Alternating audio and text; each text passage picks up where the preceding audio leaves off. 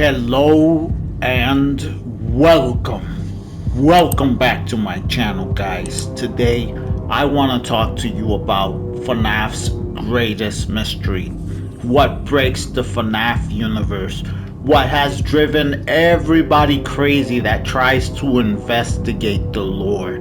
Guys, today I want to talk to you about the time difference, the time problem. The time is broken. The clocks are everywhere, and all the lore is broken. And anybody who tries to decipher it just goes insane. Insane, guys. Insane. But this is just where the story starts. Or is it where the story ends? I don't know. Because my name is the beginning of the end. Welcome. And now let us begin exploring this theory.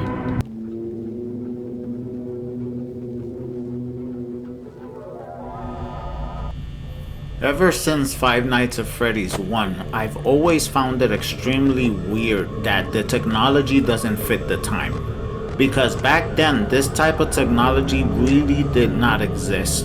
The animatronics are way too advanced for this to be between 1983 and 1986, 1987. The fact that you could pull out a tablet that has like a touch screen, that's impossible. That did not exist back in the day. And this all ties into the lore of the time that I want to talk to you about, because none of this technology was there. This is technology far away in the future. It didn't exist there yet. There it is, out of place, like a thorn in my eye. It's just there. But the easiest way to explain this is with this theory. Okay, so you're gonna tell me, you expect me to believe that in the in the late 70s, early 80s, somehow, out of magic, out of pure intelligence, William and Michael got this genius idea to create endoskeletons with facial scanning, all these types of technologies, bro. Back there in the 80s, they had the technology not only to make these robotic creatures called endos, but you could put a suit on it, all these genius, over the top, 40 years in the future ideas out of nowhere. Yeah, right. You know what? I call BS, man. There's no way they were gonna have this amazing technology all the way back then. Are you kidding me? Back in the 80s, the only thing we had was these Muppets that could only move their mouth, their head, and maybe one hand. Bro, we did not have this technology, okay? We had the bare minimum, like puppets. You could call these guys mechanical puppets. That's how simple the technology was. Yet somehow in the FNAF universe, I'm supposed to believe that the technology already existed before anything. Like one of the first creations was the Mimic. The Mimic, which is some kind of AI imitation robot. Which, by the way, if you guys question why some of our friends are turning evil like Mr. Bean, well, that's the explanation right there. Nobody ever noticed that they're being replaced by mimics, and that explains what happened to Kevin. Kevin all along was a mimic. But going back into topic, as you can see, this technology, I'm supposed to believe that this technology was basically there in the early 80s. This is far advanced. This is technology that we're inventing right now. So this is what, close to 50 years, 40 years later? That is insane and makes absolutely no sense. Yet in the FNAF universe, this technology exists. Not only that, they expect me to believe that back then there was touchscreen.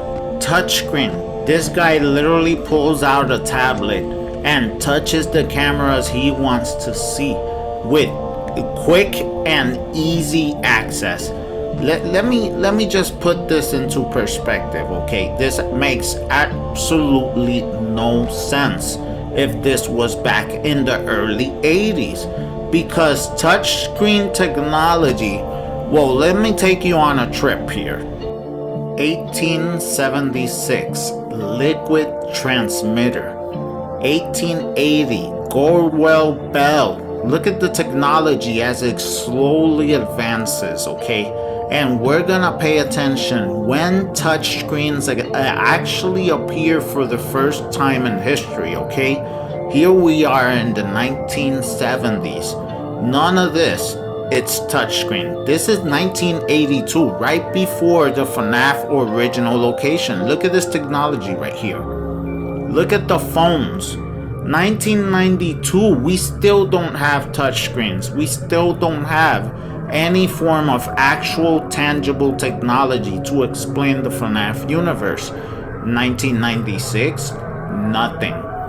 Nothing at all. We're still using buttons and retro screens in 1996.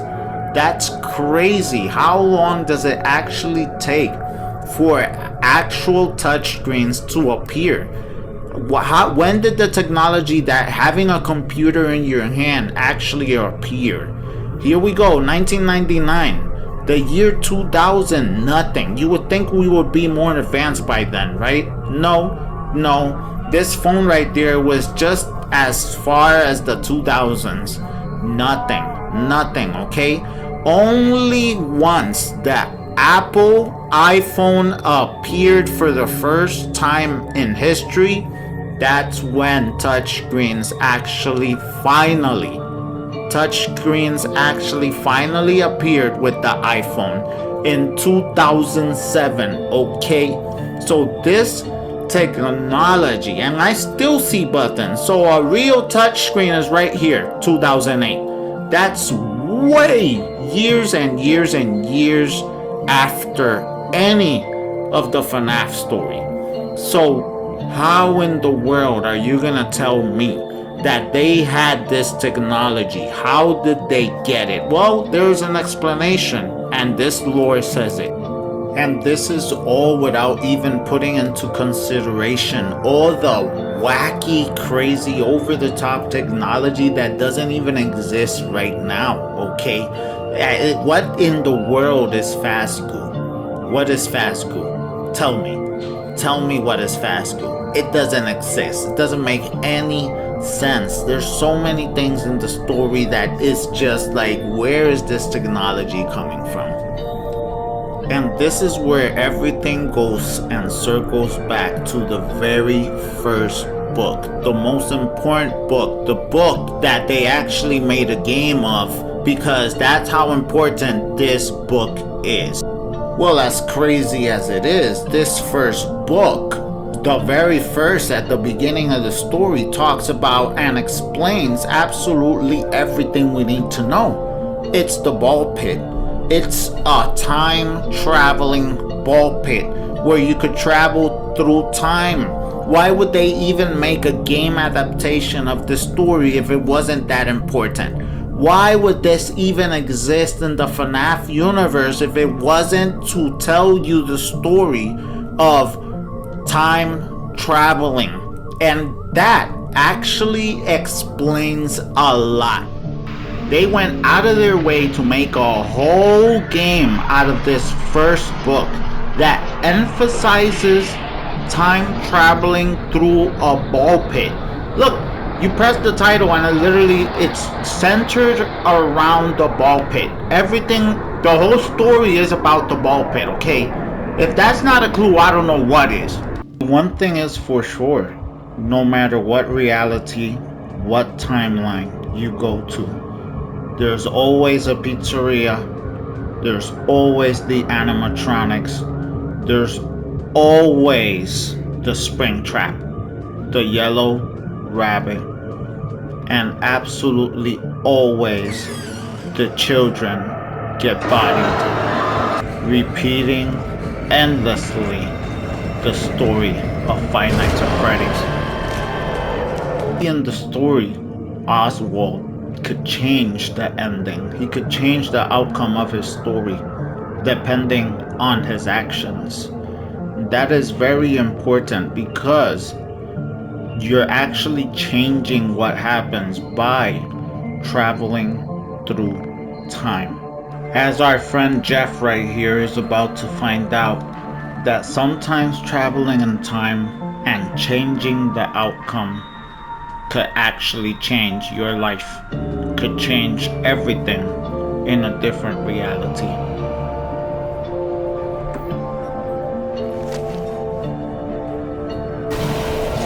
No matter where you go in the FNAF universe, whether it's a fan game, an official game, a non-canon part of the story, there's always a ball pit. Forever and ever, there's always a ball pit. And the ball pits always seem to be connected to different realities, one way or another. It just happens over and over and over. So many discrepancies.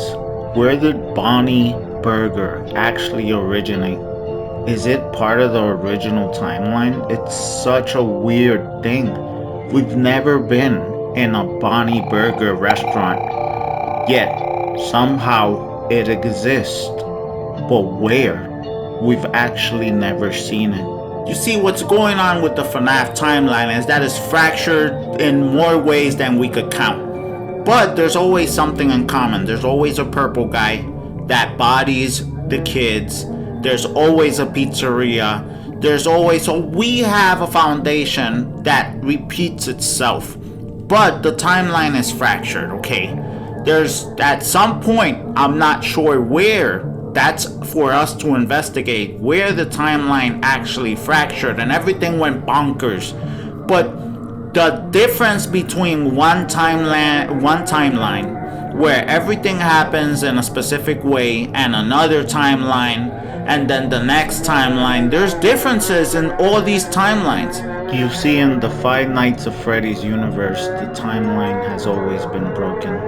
There's never been a correct timeline. That's why anybody, absolutely anybody who tries to decipher the lore goes insane. Whether it's Markiplier, Matt, Pat, anybody who tries to decipher the timeline will lose their mind and go to insanity. That's why me, personally, have slowly lost my sanity, trying to discover the lore, trying to discover the timeline. But there is no correct timeline, because there's multiple. No matter what game we play, whether it's fan-made or canon, there's always clocks everywhere representing all the different timelines, all the different times, all this fractured universe in the FNAF verse where nothing is exactly as it seems because the timelines are broken. That's why it's so impossible to confirm any specific part of the story in the lore. But this perfectly explains why William and Michael have all this technology before they were supposed to. Now how? Clearly there's time travel, but who traveled in time to break the timeline first? And who gave them this technology? That is a question that I yet to find the answer. Now this game right here is very interesting. It's called Pizza Time. That's a very specific name. And if you enter the game, it shows you a lobby where time is, this is the time lobby, okay? And this is my friend Senti right here, and he's the caretaker of this place. And no, we're not crazy, Senti. It's just the timeline. It's not our fault. He takes care of this place, and this is my best friend because he exists out of time, and that's probably why I could travel from time to time everywhere. Plus, he likes coffee. I love this guy. He's my bestie. But hey, at the end of the day, this is just a story. Is it just a story? Is it facts? Or is it just a theory? Or is this just a way for me to entertain you? Whether it is true or not, I hope you were entertained, and I hope you press that like button and subscribe because by far we are not done, because we are in the beginning, or at the end. We will not know. I don't think we will ever know. But one thing is for sure, we will never solve this riddle. Thank you guys for watching. Thank you guys for being awesome. And I will see you in the next episode. Or even better, maybe when I go live. Make sure you're there to join us. Thank you so much. Peace out, guys. For those of you who have been in my channel before, that concern you have of me being taken over by the glitch trap should no longer be a concern, because I passed it on. Little does everybody know why Mikey has been acting so different, yet it's been clear all along. Run! No, no, no, no, no, no!